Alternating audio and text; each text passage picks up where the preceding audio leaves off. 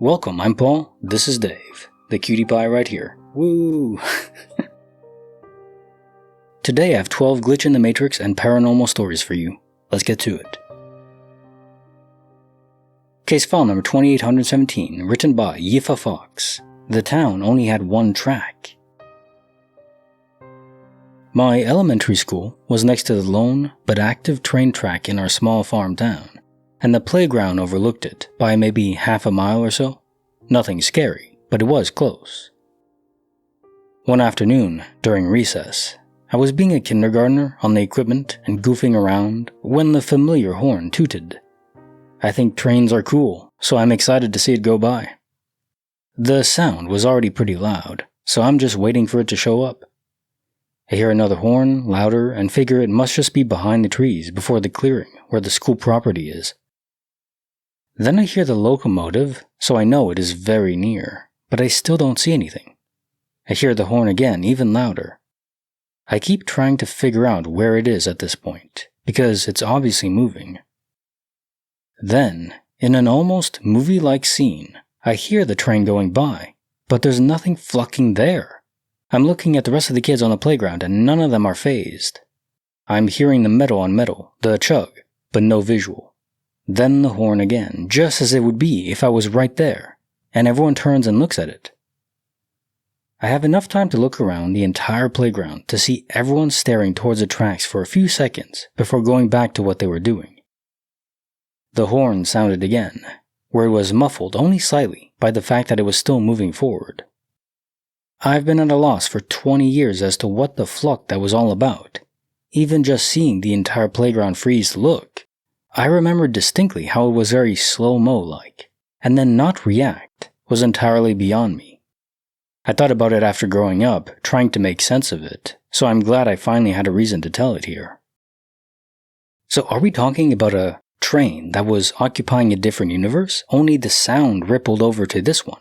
And your other classmates did hear it too, so it was there, the sound was there, just you couldn't see the train itself. And it's not like it could be a different track, there was only one. Unless someone was pranking you, like having a recording somewhere, but that doesn't seem likely. Case file number 2818, written by Sugar Fiend, Council of the Crow. In my childhood home, we had a huge backyard with the kitchen window overlooking it.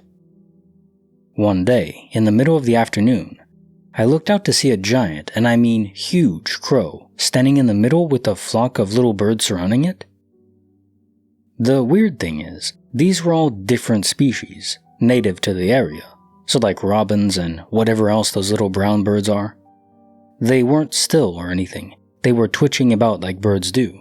But it looked like this crow was holding court or they were having some kind of bird meeting. Anyway, as a kid, I couldn't just stand and watch anymore, so I ran out there breaking up this bird conspiracy, like violating their constitutional right to freedom of assembly. Bonus, as they all scattered, this one bird hopped under a hole in my fence so he couldn't fly away, at which time I took the opportunity to mess with him, totally thrilled by the fact that I touched a real bird. Anyhow, I still have no explanation for what I saw that day. I know that's not normal bird behavior. If anyone could shed some light on this, you will solve a childhood mystery of mine for 15 years. Case file number 2819, written by Exit Only. Why I'll Never Trust a Peaceful Breeze Again. This was when I was 6 or 7. Before we cut down the tree in our front yard, the roots were uprooting brick walls. It was rather large, with branches hanging higher than I could stand up at the time. I was looking out the porch window, and saw a single leaf seemingly hovering vertically in midair. It was kind of windy, so the leaf kept spinning in a circle, like a little top spinner toy. I was mesmerized by it for what felt like an hour. All the questions in the world of what amounts to, what the fuck is going on out there?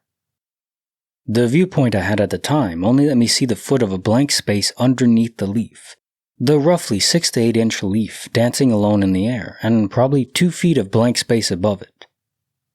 Curiously, it finally hit me, as I finally snapped out of my visual splendor and decided to go outside. I slid the porch window open, and was so fixated on the leaf that I didn't see anything else. It wasn't until I got within about a foot or two of it when I decided to look up. What nearly made a young me crap my pants was the sight of those 4+ foot, looked bigger than me, spider webs with a rather large spider right in the fucking middle. Before that, I had seen some National Geographic or Discovery shows about these crazy types of things in some of those Spiders of the Wild specials or whatever, but never did I expect it in my front yard of all things. Here's the kicker. The web was standing upright and parallel to the house frame, or perpendicular to the ground, if you would. I can understand the support from the ground up to the tree branch, which was probably 7 or 8 feet from the ground, but on the sides to form the rest of the disc, nearest from the point of the middle of the leaf and web, was at least 6 feet to the nearest bush or wall to the left. On the right, probably double that. What does that mean? I don't know how the heck a spider could make a disc like that without having a bunch of bushes near it to create anchor points. Needless to say, when I finally looked up, saw the entire web, I booked it straight back into the house and slammed the window and door closed. I looked back outside to see if the spider was following me back in, but all I could do was watch the leaf spin a bit more until I processed what I saw and freaked out some more. Closed the drapes and did something else, don't remember. Funny thing is, when everyone else got home, no one mentioned seeing any spiderwebs. I didn't mention it to anyone at the time, and never mentioned this to anyone else before for that matter. So when I wondered why no one else mentioned seeing it, I looked back outside the next day and found no trace of spiderweb or that leaf. Anything to do with spiders freaks me out. I actually don't try to kill them if they're in the house because I know they're useful. They kill mosquitoes and other nasties, but they're just creepy. It's not their fault. They just look creepy. And this one that has mastered the art of building giant webs, maybe, was it even there? Case file number 2820, written by Geoland Fraser. A shatter heard around the house. When I was 16, I was sitting alone in my room when I suddenly heard what sounded like a glass object shattering somewhere in the house. It was loud, sharp, sudden, unmistakable. The kind of noise that makes your body jolt. My parents ran upstairs, panicked, asking if I was okay and where it came from.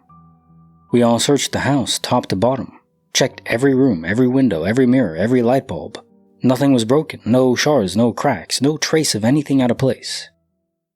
We even asked the neighbors in the twin house next to us. Our homes were physically connected and the walls were thin, so sound carried very easily. If they'd heard anything. They looked confused and said they didn't hear a thing. We eventually just gave up, called it weird and moved on. Every so often it comes up in conversation and we all say something like, seriously, what was that? But even now, 6 years later, it's still in the back of my mind. I've never found a logical explanation. No glass ever turned up missing or broken, no prank, no critters, no plausible theory. I still wonder if something broke that night, just not in a way that I could see. Case file number 2821, written by L. Maurice. The toy that shouldn't exist. When I was in kindergarten, 1991, my teacher called everyone to the carpet and got us to sit in a circle. She said she found an alien on her doorstep and she wanted to show us. She made a big production about how we had to be quiet so as to not scare it. So she goes to her desk and pulls out something. It was a tiny UFO, very stereotypical looking round little thing, probably the size of a golf ball.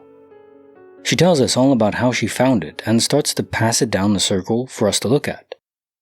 It made it about halfway around and all of a sudden it lit up, blinky lights, and took off right out of one kid's hands. It flew around the room while my teacher scrambled to catch it. She promptly stuffed it back into her desk, said it was scared and needed to be alone. To this day, I have no clue what this thing was. I thought it was a weird kid dream that I confused with reality as a small child, but I asked my best friend years later when we were teenagers. She was sitting next to me that day, and she verified it really happened. I searched online and could not find any toys that matched. I even went as far as to try and locate my old teacher, but she moved away years and years ago. Well, this was 1991, so the extent of toy technology, or just device technology, wasn't that great? So, Did she actually find an alien device? Okay, I don't think she did. I want to believe she did, but I don't think she did. It would be so cool. But come on, it's not like, would alien children have toys? Probably, right? Would alien children be curious and want to mess around with stuff all the time and their parents would just want to give them something to occupy their time? Maybe. Did an alien accidentally leave their children's toy on the doorstep of your teacher? Although if that was the case, the teacher's reaction to bring it to her class is a bit odd too. Everything about this is odd, but I want to believe. Case file number 2822, written by Atomic Radio. I ran to the closet in both worlds. I used to keep a dream diary since my mother was all into that crap and encouraged me to do it. I remember once I had this really graphic dream. In the dream, I was in a square Asian-style room with the sliding thin paper wall things with a raised fireplace in the center and a little outer room around the outside. I came in a door and to my left was a closet. I got nearly to the other end of the room before I began to be chased by a serial killer. The killer was covered in ropes, and my only way to escape him was to run clear around the room, avoiding him all along, and hide in the closet. In the closet, I hid there for ages, next to a random expired person I found inside, until the killer left. A few years later, I got my very first game system, a PS2. I was trying out scary games and saw a game called Fatal Frame 2. I bought it and tried it out. It was an alright game. Then I got to this room. The room was an exact replica of the room from my dream, complete with a small closet alcove, raised fireplace, Asian decor, etc. I was already freaking out since I remembered the room, but got even more scared when an encounter started. It was an encounter with the Kusabi, the rope man. The way to survive the encounter is to run into the closet alcove, just as I did in my dream. And as you run into that alcove, you encounter one of the game's other ghosts right there where I'd found the expired person in my dream. Ever since, I was totally hooked on the Fatal Frame games. I eventually snagged Fatal Frame 3. While moving through the house, you can open a map and see a basic floor plan of the massive house and area the game covers. While playing the game, I was struck by something incredibly strange, so I had to go check it out. I went all the way across the house and found myself in the room I'd seen on the map, a room with a movie projector used to play a creepy movie. Behind the projector screen is an alcove containing supplies. I think of a stone mirror, but maybe a film. I couldn't figure out why it bothered me until several months later. I was going through some old projects I'd done back in high school. I was drafting and our final assignment was to design a dream home with certain requirements, including a home theater, and from my draft of the house, it was an exact replica of the in-game map of the theater section of Fatal Frame 3.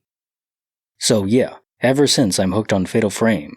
But it feels weird being like, oh yeah, you saw your loved one's spirit the moment they died? That's cool. I foresee video game encounters.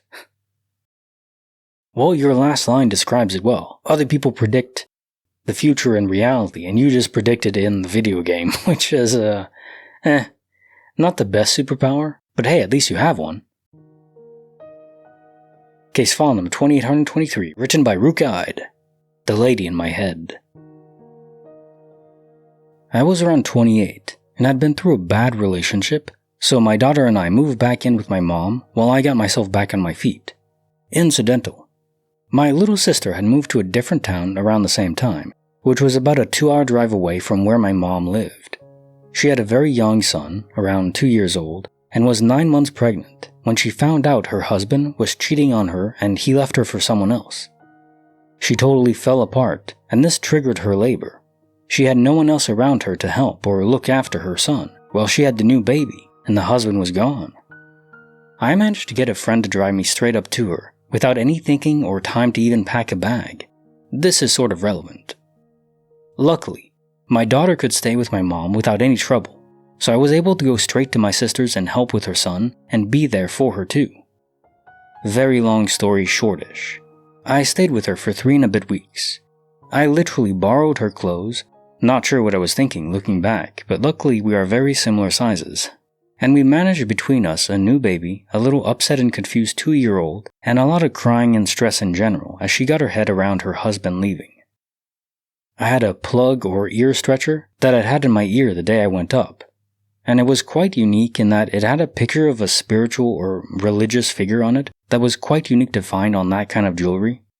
All my jewelry tends to be unique or a bit out of the ordinary, and a lot of it comes from sites where people handmake it or they have custom things. This was one of my favorites, and I never took my stretchers out without putting a different one in, as they heal ridiculously fast. And this is the same with all my piercings, so I subconsciously check up on my stretcher, and my nose stud in particular, quite a lot through the day, and normally have spares in my bag somewhere when I go away just in case. But as I didn't pack a single thing, I had no spares this trip. My sister's little boy was fascinated with this plug, and so he would look at it a lot, staring closely at my ear, and tell me he could see the lady in my head, which made us laugh. This became our little routine, particularly in the morning and at his bedtime, every day that I was there. When I left to go back to my mom's, my sister had washed and tumbled the clothes I turned up in, and all was good with the world. We said goodbye, and I got a taxi to the local train station to go home. On the taxi ride, I subconsciously felt my ear to fiddle with my stretcher, and it wasn't there. Also, the hole it should have been in felt different to how it normally felt, almost like it hadn't had anything in it for a while. This was weird in of itself, as I checked it a lot, and my nephew had said, "Goodbye," to the lady in my head, and did his usual point and poke when I said goodbye, so I knew it had been right there before I left. I checked the seat and the top I was wearing, and then called my sister and asked her to check around as it might have fallen out when we were hugging. I checked the taxi again when I got out, left my forwarding details with the driver in the vague hope someone would find it on the seat, and or my sister would discover it in her hallway. My nephew had an eagle eye, so if it was there he would spot it. When I got back to my mom's, I put another one in as soon as I got in, but the hole was very tight and I had to overstress it to get the plug in, which was fast healing even for me, but I didn't overthink this. Fast forward around 2 and a bit years, it had never turned up. I had been a bit sad, as I couldn't get another one, but it had no sentimental value other than it now had become a lovely memory of my nephew talking to the lady in my head. I had searched my clothes again a few times and resigned myself to the fact that it must have fallen out in the taxi somehow. At this point I was around 30-ish and still living with my mom. Getting on my feet didn't go as planned. I was up very late, 2 a.m.-ish, working and typing up a long piece, so was pretty tired. And something fell from the ceiling, or at least from above me, directly above my head, and bounced off my head and then bounced and rolled across the desk, just a little, then stopped about 6 inches away from my laptop. It was a stretcher. I figured it must have somehow popped out of my ear. As I say, I was quite tired, so I felt my ear, and no, the current stretcher was still there. I picked it up and immediately dropped it again. It was the lady in my head stretcher. After inspecting it, taking pictures of it, and sending them to my sister, freaking out a bit, and then checking it all over again in the morning, it was definitely the stretcher I had lost in a town 2 hours away more than 2 years ago. I still have it, and my now 18-year-old nephew still remembers it. I've never worn it again, though. This is an extra layer to DOP, coupled with a spirit. Could spirits maybe have the ability to generate space-time wormholes? We haven't had a portal story in a while, but I'm wondering if they could influence their creation. So a space-time portal is created, and it actually messes with your ear too. It advances the time a bit in that localized area, which is why even though your ears normally heal fast, they healed, this one healed even faster than normal, because it intersected that and accelerated time a bit. And then of course, still goes through space, so it ported back to you in the future 2 years later.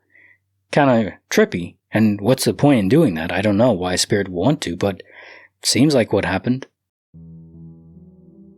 Case file number 2824, written by Reith Vasune. Pick me up, mommy. My family has always been a little odd. My dad's side in particular. He'd have some interesting interactions with paranormal experts in the past, psychics telling him he's gifted or ghosts are attracted to him, and he's even got some really convincing stories of ghost and paranormal experiences. I grew up always a skeptic and believing what was logical, while simultaneously doing my best to see it from his perspective because, well, he's my dad. Sometimes it was just so hard to believe that sort of thing, you know? I was about 7 or 8 when my dad brought home the doll. My younger sister loved stuffed animals and dolls, and the thing was instantly assimilated into her vast toy collection. What separated this one from the rest, though, was that it was battery-operated and would say special catchphrases when you squeezed or moved it. Now, this is the mid-90s, so this is by no means a technological masterpiece. Basic, cheap-as-hell speakers and faulty wiring galore. So a few years go by of hearing the catchphrases, "Pick me up, mommy," "I love you," "Tee-hee-hee." After a while, my sister inevitably loses interest in the thing. My dad decided to keep it as a keepsake of our childhood. It's still saying the catchphrases years after he'd bought it, so he feels like there's something unique about it. Fast forward 16 years into the future. I'm 23 now. He's had the thing locked in the chest for more than a decade, taking it with him whenever he moved. It still talks. Here's the kicker, though. It triggers itself. We were having a typical conversation last year when we heard it from the other room. "Pick me up, mommy." He smiled. But what makes no sense, no one's changed the batteries in it since he bought it. It's a little easier for me to believe him now. Case file number 2025, written by Be Kind Rewind. Footsteps, Spanish warnings, and poker. During my junior year of high school, I temporarily moved in with my uncle, aunt, and cousins. My aunt's parents, from Peru, lived in the basement. The door to the basement was right across from my bedroom door. One night, my aunt's mother, who only speaks Spanish, opened my door and started exclaiming something at me in Spanish. Not only was it startling, but it was completely out of character for her to do anything like that. She seemed really pissed. The only thing I got out of what she was saying were the words kitchen and noisy. Eventually, she left frustrated and went back to bed. The next morning, my uncle came up to me and asked me to be more considerate of the grandparents because Rosa complained that I was walking really loudly from the kitchen to my bedroom several times in the middle of the night. I told him that I went to bed really early and never got up through the night, but was awoken by Rosa in the middle of the night. I left for school, and halfway through the first period, my uncle and aunt summoned me to the office to pick me up. My cousin had passed away in the middle of the night. When we got home, Rosa told my aunt that after she tried to ask me to be more quiet, it kept happening, and she waited until the noise was in the kitchen so she could confront me again. Only, as she turned the corner to the kitchen, all the noise stopped, and no one was there. She immediately ran downstairs and told her husband that a spirit was visiting the house, going from the kitchen to my room.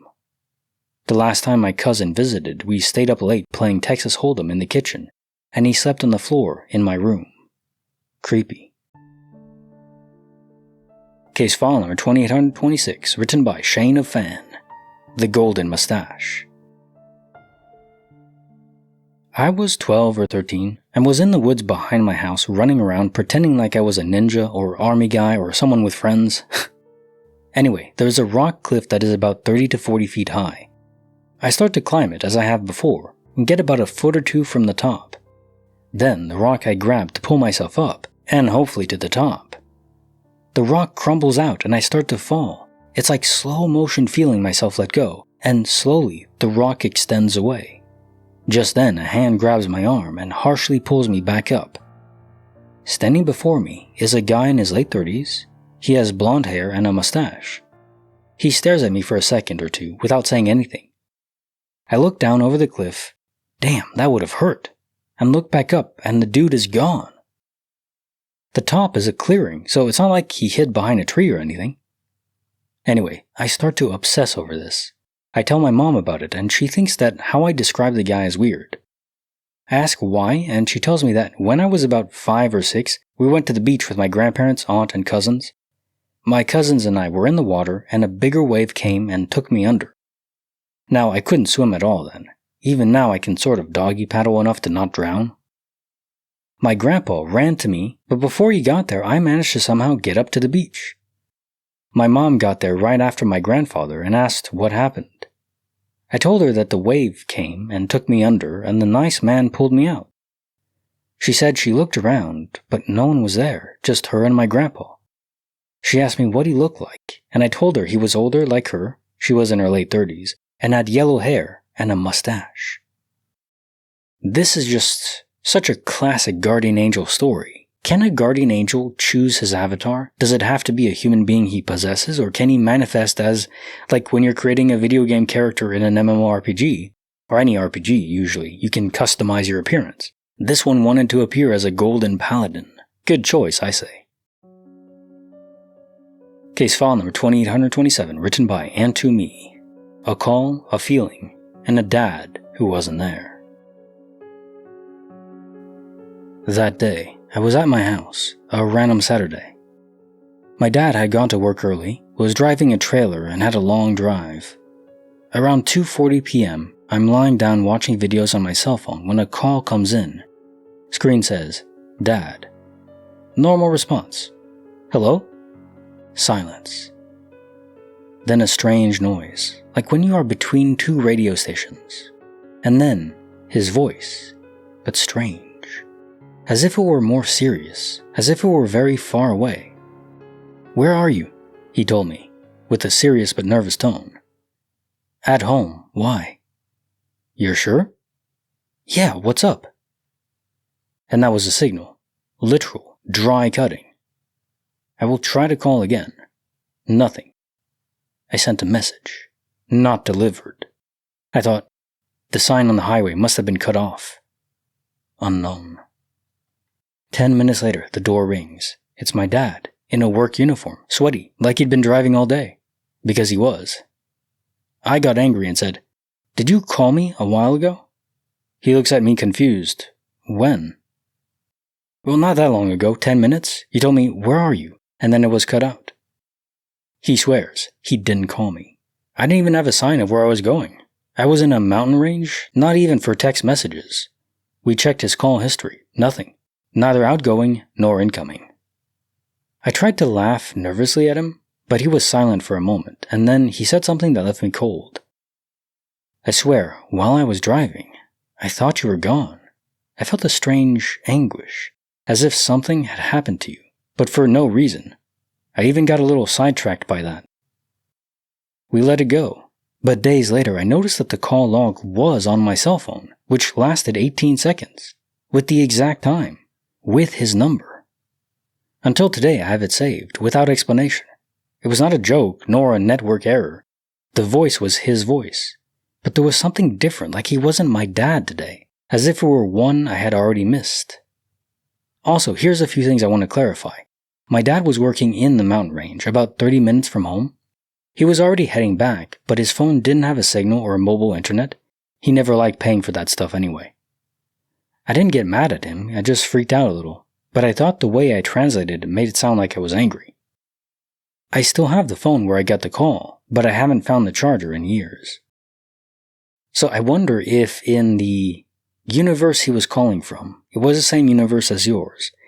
Was this a doppelganger infusion from a different universe? So your real dad was in the same one you occupied, but it wasn't your dad that called you. So your phone received the call, but it's just from a different universe. Your other dad in that other universe. I mean, you could say the copies of us in different universes are doppelgangers. They're just not here. It seems like that would be the case, but why did he act so weird? What's going on to the you in that other universe? Case file number 2828, written by Anonymous. The Toddler, the Ghost, and the Shaggy-Haired Man. When I was a small child, still in my nappies, I was visiting my grandmother's house in the west of Ireland, and I was put to bed. I remember the feeling and the dimensions of the room and bed very vividly. It had a feather mattress, and the whole room felt warm, and soft, and comfortable, because the wall to my left was the back of the fire. I squished up my toes, and buried myself into the bed, and the overriding feeling I had was of comfort and coziness, and even now, I get a warm feeling from that phase of the evening. At some point, as I dozed off, someone sat on the bed. It was not quite dark in the room. There was a picture of Pope John Paul II on the wall, and I could see it lit from the outside. Some soft light was diffusing through the curtains. So I examined this individual. and did not know him. He had a black beard and a head of shaggy hair, and he was just looking at me, quietly taking me in. So in the way of small children, I started to sob quietly, but in a way designed specifically to get the attention of my parents. My dad gently pushed in the door and left it open with only a crack, letting in a small amount of light, and some of the noise of my mother's, aunt's, and grandmother's conversation. And my dad sat on the bed and said very quietly, "What's wrong, Loveen?" At this point, the individual on the bed simply leaned out from behind my dad and continued to look at me. And I freaked the fuck out, expecting him to have been addressed and removed if he was unacceptable to Dad, not to be ignored. So there was my dad, expecting to calm me back to sleep, and instead having me transform into a screaming little monster. At this point, my mother pushed the door fully open and entered the room, and the guy just disappeared completely. I calmed down, and the event was forgotten. 16 years or so later, when discussing ghosts and stuff with my friends, I mentioned this as part of the tales, and I talked about it with them, and realized how odd the memory was. And then I talked about it with my dad, and he had been profoundly affected by it in the way that I had refused to be comforted by him. It made sense to him that I responded to the figure behind him rather than to him. I must stress, I described the figure's appearance to him at this point. Black beard, black hair, like a mane around his head. Up until the next part of the story, this all makes sense. I had a bad dream and refused the comfort of my father. However, when my grandmother died around 8 years later, the story moves inexplicably. We were having a wake, as we do, and an old man was making the rounds, shaking hands all around, and he came up to me and had a little chat. And he offered his commiserations. He asked me if I'd ever met my great-grandfather, the man who built the house. I had not, of course, because he had died more than 30 years before I was born. "Very striking man," he said. "Big black beard and a big shaggy head of black hair." At this point I called my dad over to have the description repeated, and his eyes widened, because he too remembered the figure on my bed from when I was around 2 years old. I am a total skeptic, atheist, and of a scientific bent, and while this is one of several things I've come across I couldn't explain, this one has a caliber of repeated and detailed description before it was confirmed by a totally external individual. Creeped me the hell out, but I was kind of flattered at the attention all the same. Now time for the jokes of the day. Did you know milk is the fastest liquid on the planet? It's past your eyes before you can even see it. Very good wordplay. I just built an ATM that only gives out coins. I don't know why no one's thought of it before. It just makes sense. My neighbor couldn't afford to pay his water bill. I sent him a get well soon card. Dear optimist, pessimist, and realist. While you were arguing about the glass of water, I drank it. Sincerely, the opportunist. 9 months isn't really that long. It only feels like a maternity. Alright, another video up here. YouTube thinks you'll like it. Click it. And don't forget to like the video and subscribe. See you next time.